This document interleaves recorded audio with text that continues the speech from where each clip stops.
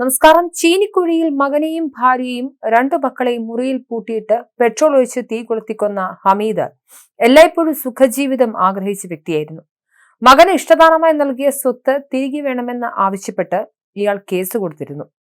മക്കൾ പരിചരിക്കുന്നില്ലെന്ന് പറഞ്ഞ് ഹമീദ് മനുഷ്യാവകാശ കമ്മീഷനിലടക്കം പരാതിയും നൽകി. തന്റെ വീടടക്കം 58 സെന്റ് സ്ഥലം വർഷങ്ങൾക്ക് മുൻപ് ഹമീദ് മകൻ ഫൈസലിന് ഇഷ്ടദാനവും നൽകിയിരുന്നു. മുഹമ്മദ് ഫൈസൽ ചീനിക്കുഴിയിൽ മെഹറിൻ സ്റ്റോഴ്സ് എന്ന പേരിൽ പലചരക്ക് കട നടത്തി വരികയായിരുന്നു. ഇഷ്ടദാന കരാറിൽ മരണം വരെ ഉപജീവനത്തിന് ആവശ്യമായ വിഹിതം മകൻ നൽകണമെന്ന വ്യവസ്ഥയും ഉണ്ടായിരുന്നു. എന്നാൽ ദിവസവും നല്ല ഭക്ഷണം കഴിക്കുന്നില്ലെന്ന് ആരോപിച്ച് ഹമീദ് നിരന്തരം ഫൈസലുമായി വഴക്കിലേർപ്പെട്ടിരുന്നു. സ്വന്തം പേരുള്ള സ്വത്ത് തിരികെ ലഭിക്കണമെന്ന വാശിയിൽ ഹമീദ് തൊടുപുഴ മുൻസിഫ് കോടതിയിലും ജീവിത ചെലവിനായി പണം ആവശ്യപ്പെട്ട് കുടുംബ കോടതിയിലും കേസ് ഫയൽ ചെയ്തിരുന്നു.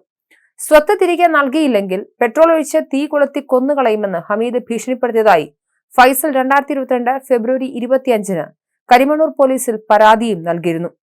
സ്വന്തം പേരിൽ 65 സെന്റ് സ്ഥലവും ബാങ്കിൽ 4 ലക്ഷത്തോളം രൂപ നിക്ഷേപവും ഉണ്ടായിരിക്കെയാണ് ഹമീദ് കേസിനും കൂട്ടത്തിനും ഇറങ്ങിയത്. ഫൈസലും ഭാര്യയും 2 മക്കളും വീടിന്റെ ഒരു പ്രത്യേക മുറിയിലും ഹമീദ് മറ്റൊരു മുറിയിലുമാണ് താമസിച്ചിരുന്നത്.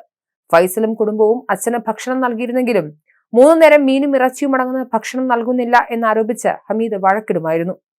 അവസാന കാലം വരെ നല്ല ഭക്ഷണം കഴിക്കണമെന്നും ജയിലിൽ ഇപ്പോൾ മട്ടൻ ഉണ്ടെന്നും അതിനാൽ അതിനുള്ള വഴി താൻ നോക്കുമെന്നും ഹമീദ് നേരത്തെ നാട്ടുകാരോട് പറഞ്ഞു. ഹമീദിന്റെ വഴിവിട്ട ജീവിതശൈലിയാണ് പിന്തുടർന്നിരുന്നതെന്ന് നാട്ടുകാരും പറയുന്നു. വർഷങ്ങൾക്ക് മുൻപ് വീട് വിട്ടിറങ്ങിയ ഹമീദ് പല സ്ത്രീകളോടൊപ്പം മാറി മാറി താമസിച്ചു. സ്വത്ത് തർക്കമാണ് ഈ കൂട്ടക്കൊലയ്ക്ക് പിന്നിലെ പ്രധാന കാരണമെന്നും പോലീസ് കണ്ടെത്തി. പ്രതി ഹമീദ് മറ്റ് സഹായങ്ങളില്ലാതെ ഒറ്റയ്ക്ക് കൃത്യം നടത്തിയെന്നാണ് പോലീസ് കണ്ടെത്തൽ. വിവിധ തെളിവുകളും സാക്ഷിമൊഴികളും ശേഖരിച്ച ശേഷമാണ് പോലീസ് കുറ്റപത്രം സമർപ്പിച്ചത്. സ്വത്ത് തർക്കത്തെ തുടർന്ന് മകനെയും ഭാര്യയെയും 2 കൊച്ചുമക്കളെയും വീട്ടിൽ പൂട്ടിയിട്ട് പെട്രോൾ ഒഴിച്ച് തീയിട്ട് കൊലപ്പെടുത്തിയ കേസിലാണ് മുത്തച്ഛനായ ഹമീദ് കുറ്റക്കാരനെന്ന് തൊടുപുഴ മുട്ടം 1-ാം അഡീഷണൽ സെഷൻസ് കോടതി വിധി പറഞ്ഞത്. പ്രതി ചീനിക്കുഴി സ്വദേശി ഹമീദിന്റെ ശിക്ഷ ഈ മാസം 30-ന് വിധിക്കും.